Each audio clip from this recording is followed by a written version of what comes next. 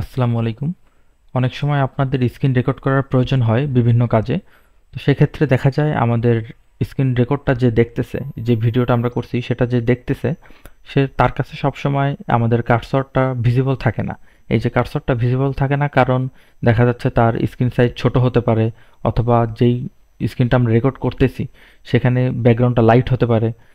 বিশেষ করে আমি যদি যেমন এই ওয়েবসাইটটা যাই, এটার ব্যাকগ্রাউন্ড লাইট থাকার কারণে আমার কার্সরটা ঠিকমতো বোঝা যায় না যে আমার কার্সরটা কোথা থেকে কোথায় মুভ করতেছে।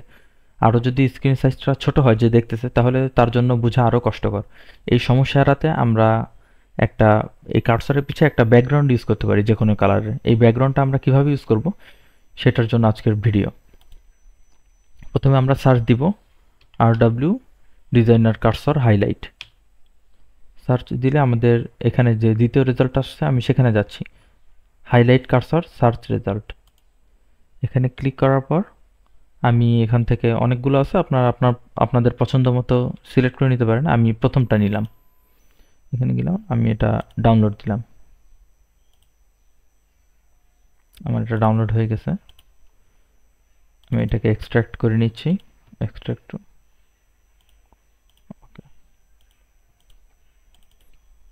এই যে আমার কার্সরগুলো ডাউনলোড হয়ে গেছে।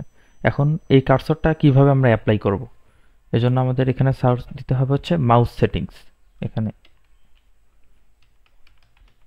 মাউস সেটিংস, আমরা মাউস সেটিংসে যাব, গিয়ে তারপর অ্যাডিশনাল মাউস সেটিংস, এখানে ক্লিক করলে এই যে আমাদের এই অপশনটা ওপেন হবে। এখান থেকে আমরা যাব পয়েন্টার্সে। পয়েন্টার্স থেকে আমাদের প্রথমে নর্মালটা অটো সিলেক্ট হয়ে থাকে, যে নর্মাল, এটার উপর ক্লিক করে আপনি এখান থেকে ব্রাউজে ক্লিক করবেন। এখান থেকে আমরা চলে যাব, এটা হচ্ছে উইন্ডোজের ডিফল্টটা, আমরা এখান থেকে চলে যাব যে আমরা যে ফাইলটা ডাউনলোড করছি সেখানে।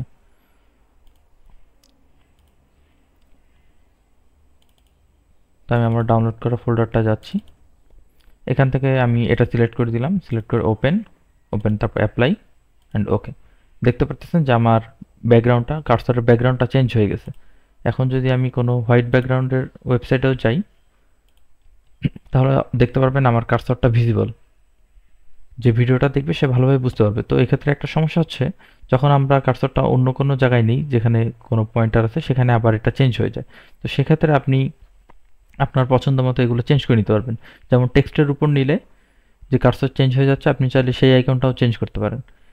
চেঞ্জ করার জন্য আবার সেম জায়গায় যাবেন, এখান থেকে অ্যাডিশনাল সেটিংস, সেটিংস থেকে পয়েন্টার, পয়েন্টার থেকে আমি চাচ্ছি এটা চেঞ্জ করতে, টেক্সট সিলেক্ট। সেমভাবে ব্রাউজারে ক্লিক করব, ব্রাউজে ক্লিক করে আমার ডাউনলোড করা ফোল্ডারে আমি যাব। এখান থেকে আমি টেক্সট এটা সিলেক্ট করে দিলাম, ওপেন, অ্যাপ্লাই, এবং আমি আরেকটা সিলেক্ট করলাম হচ্ছে লিঙ্ক সিলেক্ট। সেটার ক্ষেত্রে আমি ব্রাউজ দিব, এখান থেকে এই লিঙ্ক সিলেক্ট, এটা আমি ওপেন করে অ্যাপ্লাই করে দিব। ওকে, এবার আপনারা দেখতে পারবেন। এবার যদি আমি টেক্সটের উপরেও যাই, এই যে তখন আমার কার্সরটা ভিজিবল, ব্যাকগ্রাউন্ডে থাকতেছে। আবার যদি কোনো লিঙ্কের উপরেও যাই, তখন আমার পিছে একটা ব্যাকগ্রাউন্ড আসতেছে কার্সরের পিছে, যার কারণে এটা ভিজিবল থাকতেছে। আপনারা চাইলে বিভিন্ন আপনাদের পছন্দ মতো কালারের ব্যাকগ্রাউন্ড চুজ করতে পারেন এই ওয়েবসাইট থেকে। আবার এটা চেঞ্জ করার জন্য যখন আমাদের স্ক্রিন রেকর্ড করা শেষ হয়ে যাবে, তখন আমরা এটাকে অফ করার জন্য আবার এই সেম সেটিংসে যাব, গিয়ে অ্যাডিশনাল মাউস সেটিংস, এখান থেকে পয়েন্টার্স, এই যে নর্মালটা সিলেক্ট আছে এটা, এখন আমি দেবো ইউজ ডিফল্ট, আমার আগেরটা চলে আসবে। টেক্সট সিলেক্ট, এখানেও আমি দিব ইউজ ডিফল্ট, এবং লিঙ্ক সিলেক্ট, যেগুলো যেগুলো আমি সিলেক্ট করছি সেগুলোই আসলে আবার ডিফল্ট করে দিচ্ছি। ইউজ ডিফল্ট, অ্যাপ্লাই, ওকে।